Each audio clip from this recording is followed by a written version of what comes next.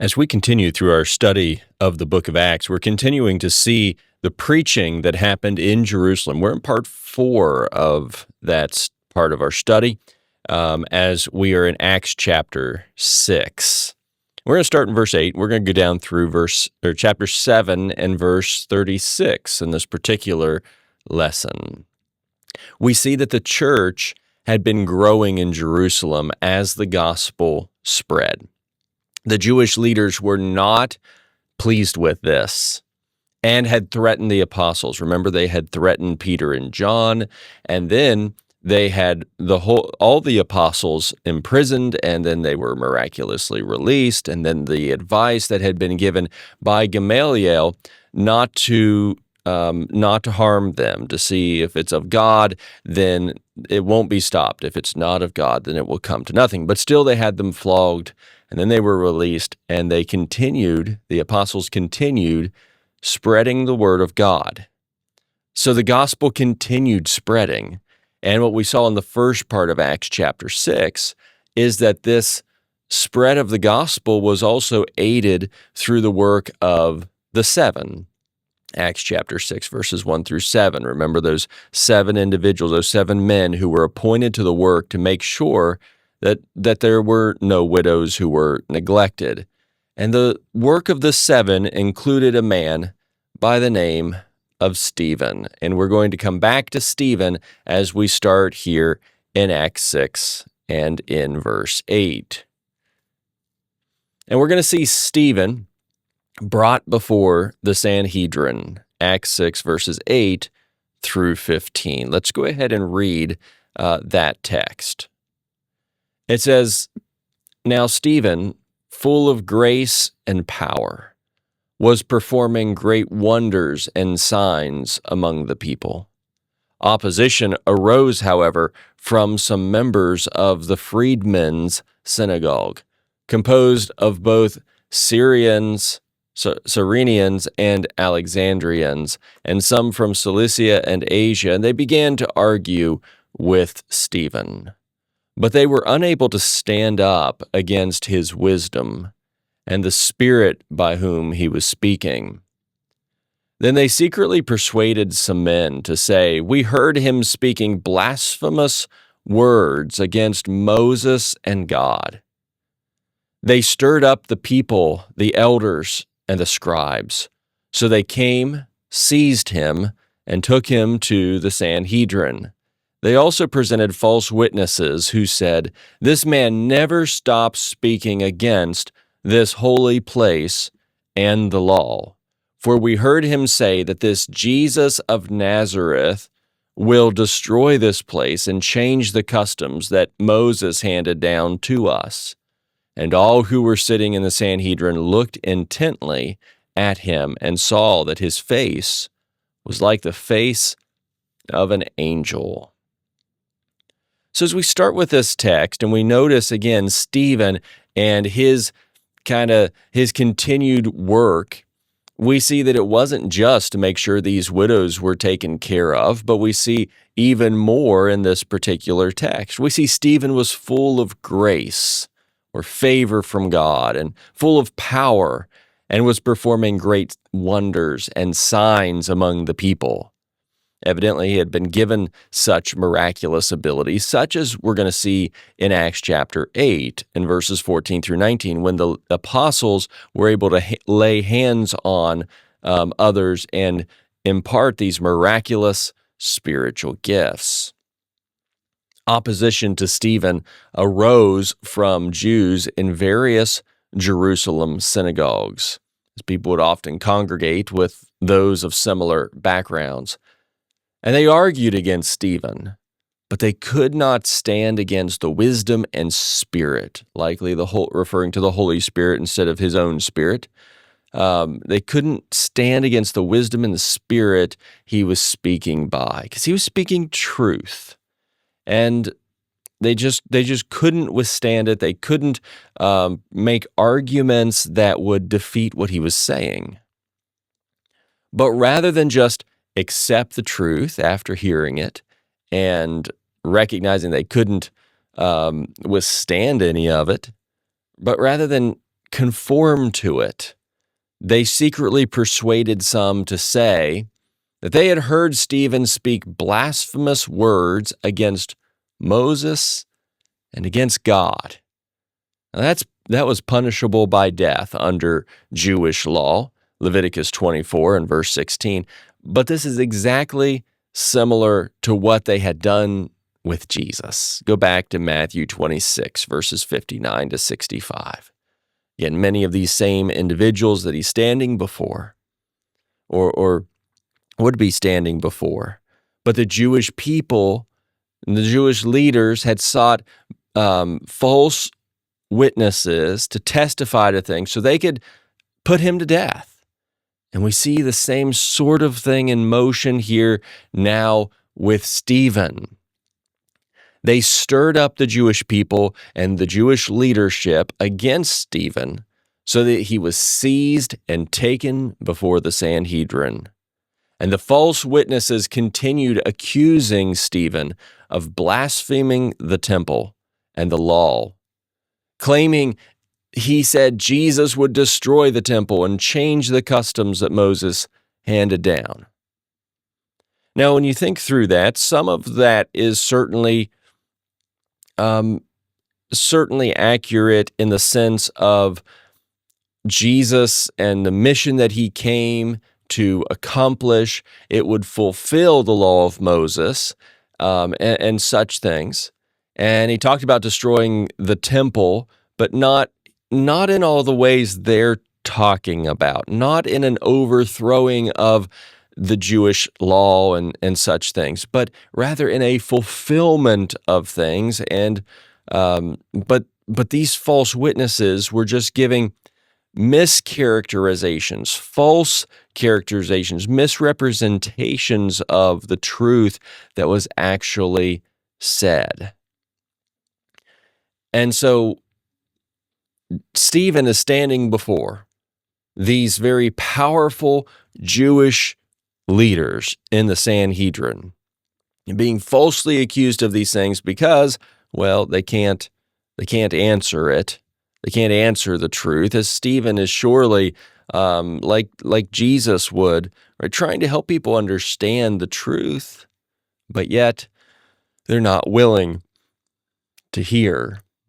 And then all who sat in the Sanhedrin looked at him closely and saw his face as that of an angel. We're not given explanation about that, just showing that as in a statement sort of way. So this is the context, the scenario that's going on as it relates to Stephen. And then Stephen begins speaking. And in Stephen's speech, he talks about a time from Abraham to Moses. It's in Acts chapter 7 and the first 22 verses. Let's go ahead and read Acts 7 verses 1 through 22. "Are these things true?" the high priest asked. "Brothers and fathers," he replied, "listen.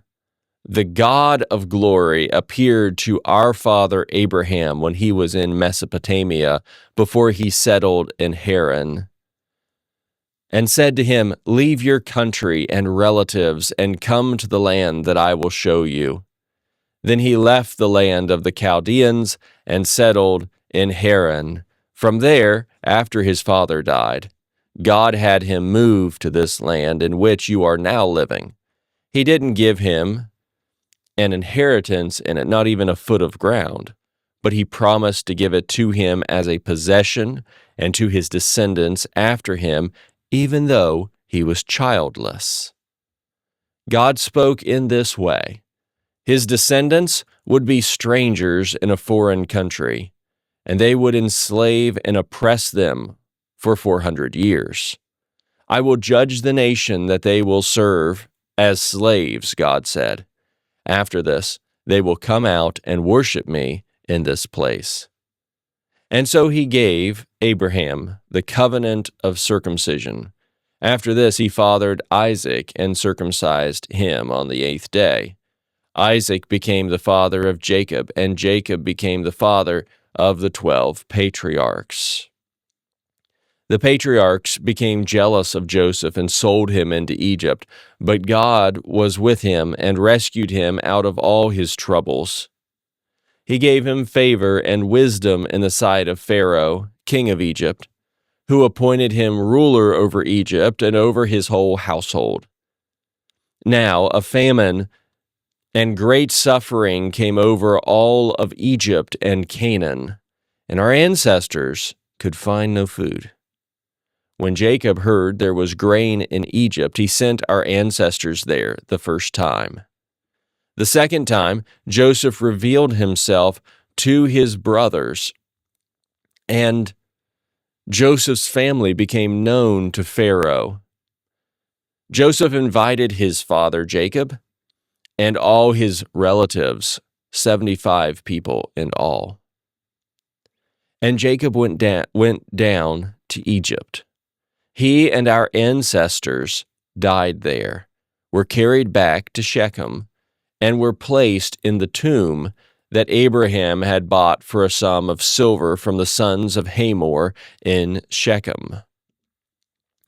As the time was approaching to fulfill the promise that God had made to Abraham, the people flourished and multiplied in Egypt until a different king, who did not know Joseph, ruled over Egypt.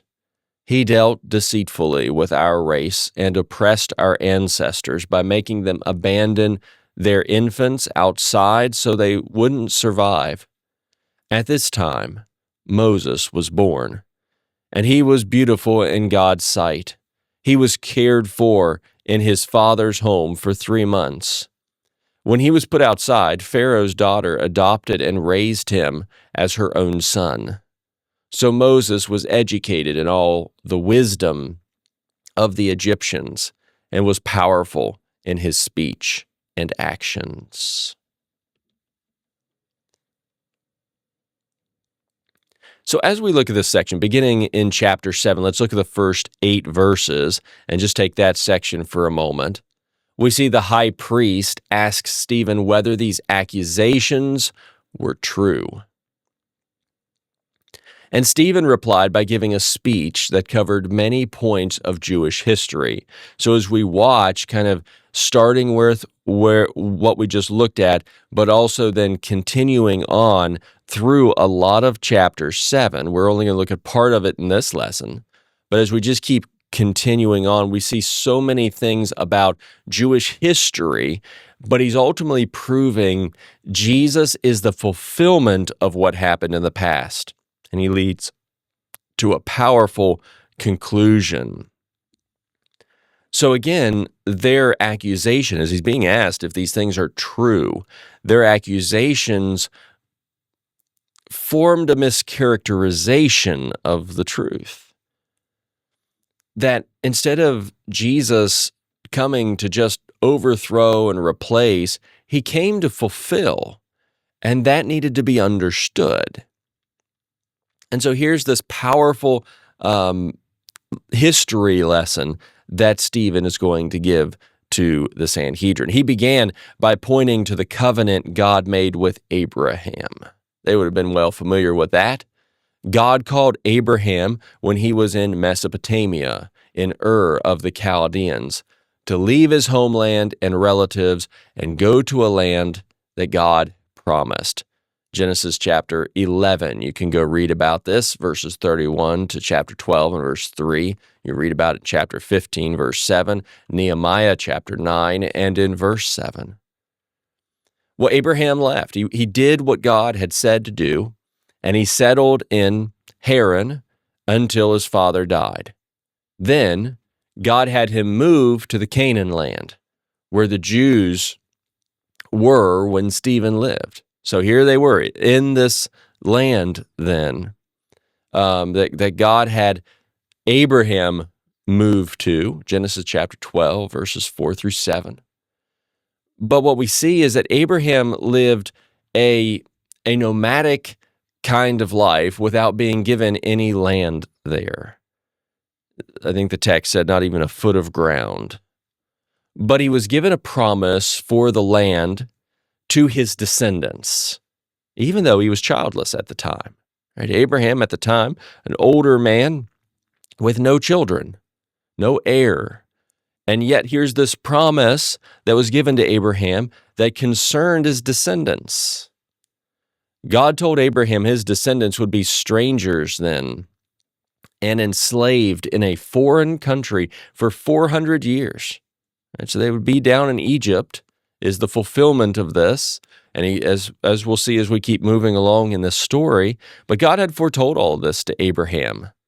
And after this 400 years, God would judge the nation that enslaved them and bring Abraham's descendants to worship God in the land he promised to give Abraham. Genesis 15, verses 13 to 14.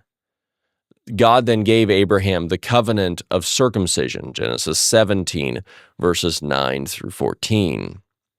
And later, Abraham became Isaac's father and circumcised him on the 8th day, Genesis 21, verses 1 through 5. And Isaac then fathered Jacob, who fathered the 12 patriarchs of Israel, Genesis chapter 49. So we're getting some quick-moving history here, establishing this covenant to Abraham, the promise of the slavery as well. In verses 9 through 16, Stephen then described how the descendants of Abraham arrived in Egypt. So how did they go from Abraham in the Canaan land to then God keeping his promise that they were going to be enslaved ultimately in Egypt? Well, Joseph's brothers, the patriarchs, the sons of Jacob. He had just mentioned Abraham, who fathered Isaac, who fathered Jacob, who fathered the 12 patriarchs. Well, Joseph is one of these 12 patriarchs, and his brothers, so the patriarchs, the sons of Jacob, the Joseph's brothers became jealous and sold Joseph into slavery, which took him to Egypt. And you read about this story in Genesis chapter 37. Remember, Stephen is speaking to the Sanhedrin. They know these stories, and he's reviewing some things about their history to make certain points. But we see God was with him despite being sold into slavery in Egypt, and he prospered in what he did. He eventually found favor in Pharaoh's sight and the king of Egypt's sight, and through an interesting turn of events, with Joseph having been put in prison unjustly, but there having the opportunity to come before the king of Egypt. And all of this resulted in Joseph being appointed ruler in Egypt. He was second in command in Egypt, only to Pharaoh himself. Go read Genesis 39 through 41, and he helps the nation get ready for the famine that was going to happen and survive it. And then, of course, this resulted in Joseph being over his household. So when a famine caused suffering throughout Egypt and Canaan, Jacob sent his sons to Egypt for food for the first time, Genesis chapter 42. But on a second trip then, Joseph revealed himself to his brothers. They didn't recognize him the first time. He recognized them. But on a second trip, Joseph revealed himself to his brothers and told Pharaoh about his family, Genesis 43 to 45. Well, Jacob and all the family were invited to Egypt, where they eventually all died, though the sons were buried in Shechem, Genesis 45 through 50. You can read about these things. And therefore, Joseph, think about one of the points here. Joseph was rejected. Think about all these ways his brothers had rejected him, but yet he was used by God to save his family. Keep that point in mind. Joseph was one who was rejected by his family, but used to save his family. In verses 17 through 22, the story continues that Abraham's descendants multiplied in Egypt during the time God was waiting to keep his promise, the promise that they're back there in verses 6 and 7, this 400 years that had been mentioned, and they would come out and serve God in this Canaan land. Meanwhile, though, a new king came to power in Egypt who did not know Joseph and did not appreciate why Jacob's family was in Egypt. Exodus chapter 1, verses 6 through 8. He saw them as a threat, in fact. He mistreated and enslaved them, Exodus 1, verses 9 through 14, even killing their children. You can read about that in Exodus 1, verses 15 through 22. Moses was born at this time. He was beautiful in God's sight. He was cared for over 3 months in his father's home, and then was put outside to be hidden. His parents had faith, and they were trying to hide Moses, Exodus 2, verses 1 through 4. But he was then found and adopted by, of all people, the king of Egypt's daughter. He was educated as an Egyptian and was powerful in speech and action, Exodus 2, verses 5 through 10. And then Stephen continues his speech, going from Egypt to the wilderness in Acts chapter 7, verse 23, down through verse 36. It says, when he was 40 years old, he decided to visit his own people, the Israelites. When he saw one of them being mistreated, he came to his rescue and avenged the oppressed man by striking down the Egyptian.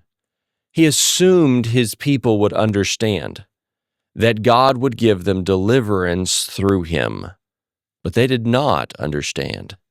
The next day he showed up while they were fighting and tried to reconcile them peacefully, saying, "Men, you are brothers. Why are you mistreating each other?"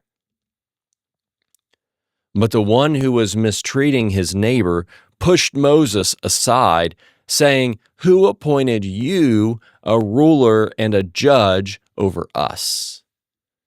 Do you want to kill me the same way you killed the Egyptian yesterday?" When he heard this, Moses fled and became an exile in the land of Midian, where he became the father of 2 sons.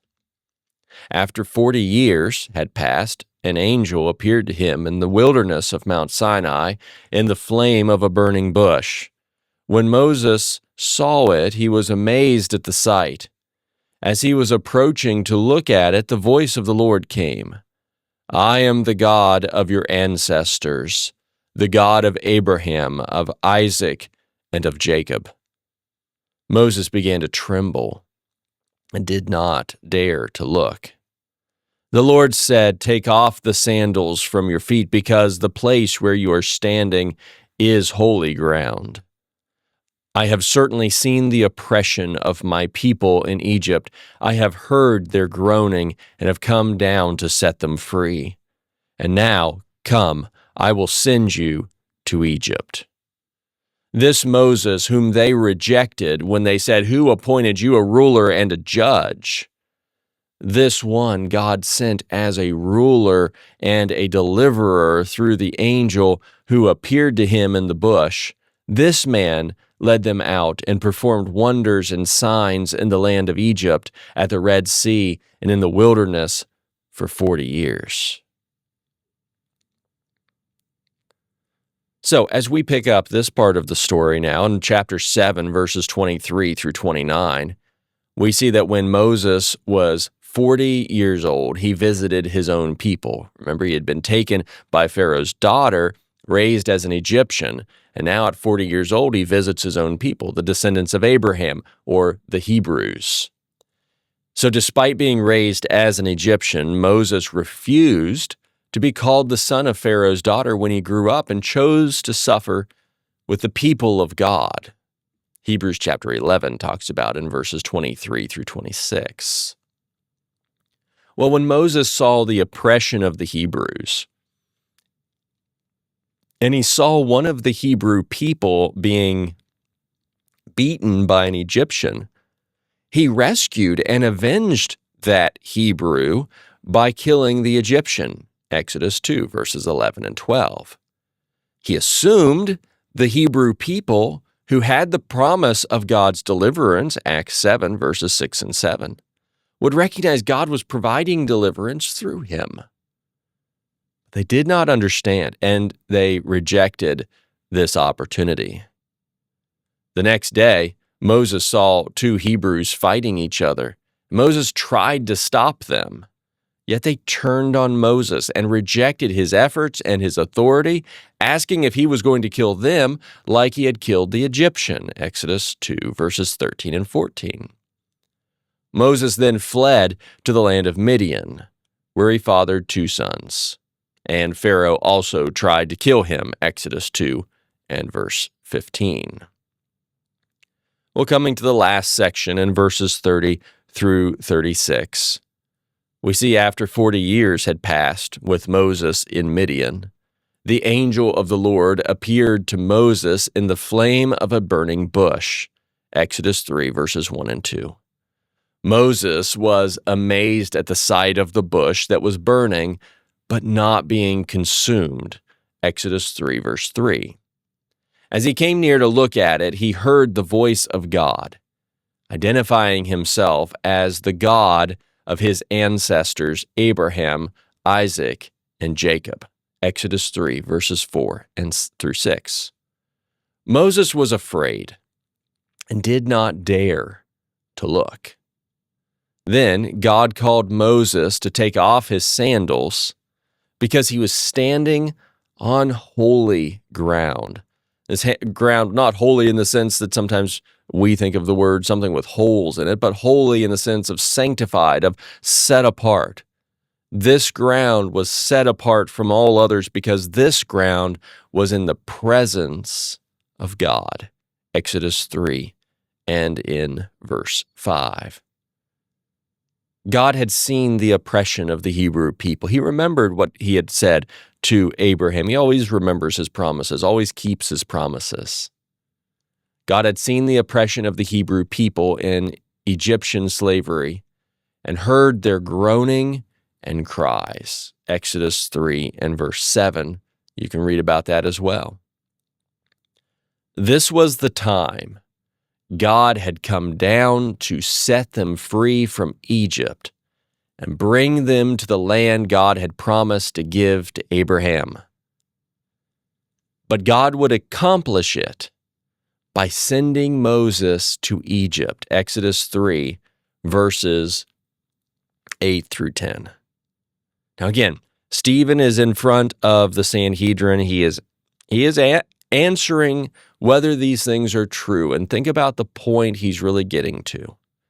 And Stephen reminds his audience at this point, having established these things about Moses and how we've gotten to this point of Moses and being called by God to go, Stephen reminded his audience that this was the same Moses the ancestors had previously rejected.